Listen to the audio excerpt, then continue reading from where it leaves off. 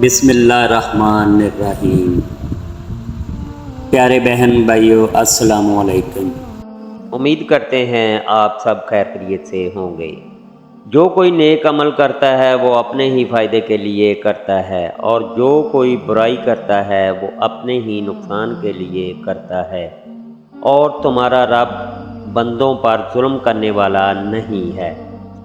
اور ہم نے موسیٰ کو بھی کتاب دی تھی، پھر اس میں بھی اختلاف ہوا، اور اگر تمہارے رب کی طرف سے ایک بات پہلے ہی طے نہ کر دی گئی ہوتی تو ان لوگوں کا معاملہ چکا ہی دیا گیا ہوتا۔ اور حقیقت یہ ہے کہ یہ لوگ ایسے شک میں پڑے ہوئے ہیں جس نے ان کو خلجان میں ڈال رکھا ہے۔ اگر ہم اس کو اجمی قرآن بنا کر بیچتے تو یہ لوگ کہتے کیوں نہ اس کی آیات کھول کر بیان کی گئی۔ کیا عجیب بات ہے کہ کلام اجمی ہے اور مخاطب عربی۔ ان سے کہو یہ قرآن ایمان لانے والوں کے لیے تو ہدایت اور شفا ہے، مگر جو لوگ ایمان نہیں لاتے ان کے لیے یہ کانوں کی ڈاٹ اور آنکھوں کی پٹی ہے۔ ان کا حال تو ایسا ہے جیسے ان کو دور سے پکارا جا رہا ہو۔ اے پیغمبر صلی اللہ علیہ وسلم، تم سے جو باتیں کہی جا رہی ہیں وہ وہی ہیں جو تم سے پہلے پیغمبروں سے کہی گئی تھی۔ یقیناً تمہارا رب مغفرت کرنے والا بھی ہے اور دردناک سزا دینے والا بھی۔ بے شک ان لوگوں نے بہت برا کیا جنہوں نے نصیحت کی، اس کتاب کا انکار کیا جبکہ وہ ان کے پاس آ چکی تھی، حالانکہ وہ بڑی عزت والی کتاب ہے۔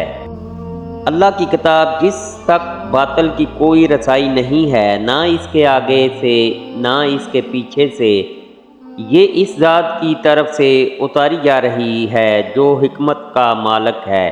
تمام تعریفیں اسی کی طرف لوٹتی ہیں۔ جو لوگ ہماری آیتوں کے بارے میں ٹیڑھا راستہ اختیار کرتے ہیں وہ ہم سے چھپ نہیں سکتے۔ بھلا بتاؤ کہ جس شخص کو آگ میں ڈال دیا جائے وہ بہتر ہے یا وہ شخص جو قیامت کے دن بے خوف و خطر آئے گا؟ جو چاہو کر لو، یقیناً وہ تمہارے ہر کام کو خوب دیکھ رہا ہے۔ اور اس کی نشانیوں میں سے یہ بھی ہے کہ تم زمین کو دیکھتے ہو کہ وہ مرجائی پڑی ہے، پھر جو ہی ہم نے اس پر پانی اتارا وہ حرکت میں آ گئی اور اس میں بڑھوتری پیدا ہو گئی۔ حقیقت یہ ہے کہ جس نے اس زمین کو زندہ کیا وہی مردوں کو بھی زندہ کرنے والا ہے، یقیناً وہ ہر چیز پر قادر ہے۔ اور اسی کی نشانیوں میں سے ہیں یہ رات اور دن اور سورج اور چاند، نہ سورج کو سجدہ کرو نہ چاند کو، اور سجدہ اس اللہ کو کرو جس نے انہیں پیدا کیا ہے، اگر واقعی تمہیں اسی کی عبادت کرتے ہو۔ نیکی اور بدی برابر نہیں ہوتی، برائی کو بھلائی سے دفع کرو، پھر وہی جس کے اور تمہارے درمیان دشمنی ہے ایسا ہو جائے گا جیسے دلی دوست، اور یہ بات انہیں نصیب ہوتی ہے جو صبر کریں، اور اسے سوائے بڑے نصیبوں والوں کے کوئی نہیں پا سکتا۔ اور اگر شیطان کی طرف سے کوئی وسوسہ آئے تو اللہ کی پناہ طلب کرو، یقیناً وہ بہت ہی سننے والا جاننے والا ہے۔ انسان کا حال یہ ہے کہ وہ بھلائی مانگنے سے نہیں تھکتا، اور اگر اسے کوئی برائی چھو جائے تو ایسا مایوس ہو جاتا ہے کہ ہر امید چھوڑ بیٹھتا ہے۔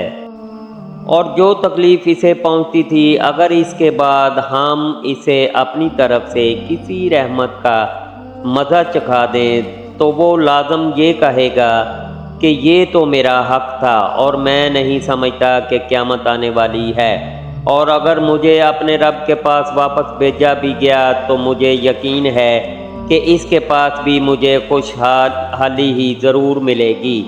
اب ہم ان کا فروت کو یہ ضرور جتلائیں گے کہ انہوں نے کیا عمل کیے ہیں اور انہیں ایک سخت عذاب کا مزہ دیں گے۔ انسان کو جب ہم نعمت دیتے ہیں تو وہ منہ پھیرتا ہے اور اکڑ جاتا ہے، اور جب اسے کوئی آفت چھو جاتی ہے تو لمبی چوڑی دعائیں کرنے لگتا ہے۔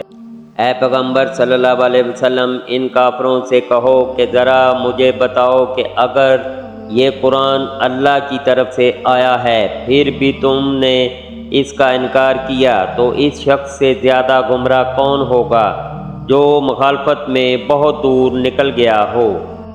ہم انہیں اپنی نشانیاں کائنات میں بھی دکھائیں گے اور خود ان کے اپنے وجود میں بھی، یہاں تک کہ ان پر یہ بات کھل کر سامنے آ جائے کہ یہی حق ہے۔ کیا تمہارے رب کی یہ بات کافی نہیں ہے کہ وہ ہر چیز کا گواہ ہے؟ یاد رکھو کہ یہ لوگ اپنے رب کا سامنا کرنے کے معاملے میں شک میں پڑے ہوئے ہیں، یقیناً وہ ہر چیز کو احاطے میں لیے ہوئے ہیں۔